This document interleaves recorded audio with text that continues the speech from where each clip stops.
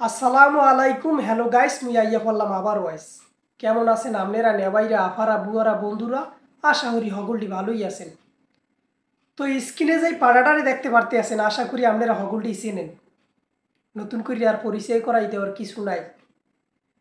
এই পাড়াটা ক্যান্সারে আক্রান্ত হয়েছে, এই কথা হুন্যা হগলটি খালি কমেন্ট বক্সে আলহামদুলিল্লাহ লিখতে আছে। কারণটা কি? যারা না জানেন হ্যাগো লাগে এই কথাটা কমান গিয়েই মুই চলে আইছি।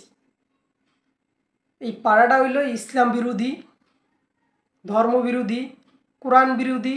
বিভিন্ন সময় বিভিন্ন আলেমদের নিয়ে উল্টাপাল্টা কথাবার্তা বলে আলোচনায় আসেন।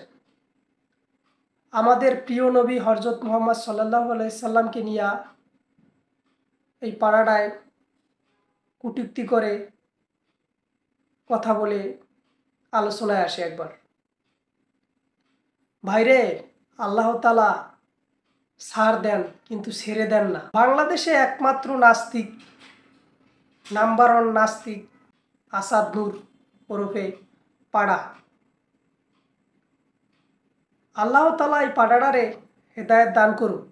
ভাইরে, এখনো সময় আছে, ভালো হইয়া যা। এমন কোনো কাজ করিস না যে জন্য মানুষ এখন ইন্নালিল্লাহ না পড়ে আলহামদুলিল্লাহ পড়তেছে। মানুষের বিপদের কথা শুনলে ইন্নালিল্লাহ পড়তে হয়, সেখানে সবাই এখন আলহামদুলিল্লাহ পড়তেছে। এটা তোর কর্মের ফল। তো আল্লাহ তাআলা হয়তো তোর শাস্তি দুনিয়াতেই দেওয়া শুরু করে দিছে। এখনো সময় আছে, আল্লাহর কাছে ক্ষমা চা, মানুষের কাছে ক্ষমা চা, ভালো হইয়া যা। এখনো সময় আছে। মুসলিম ঘরের সন্তান হইয়া নাস্তিক হইয়া গেলি, বিভিন্ন সময় বিভিন্ন ইসলাম বিরোধী কথাবার্তা বলে নাস্তিকদের দরে চড়ে গেলি। যাই হোক, আল্লাহ তাআলা এই পাড়াটারে হেদায়েত দান করুক, এটাই কামনা করি। মানুষের অসুস্থতায় মানুষ তখনই খুশি হয় যখন মানুষটা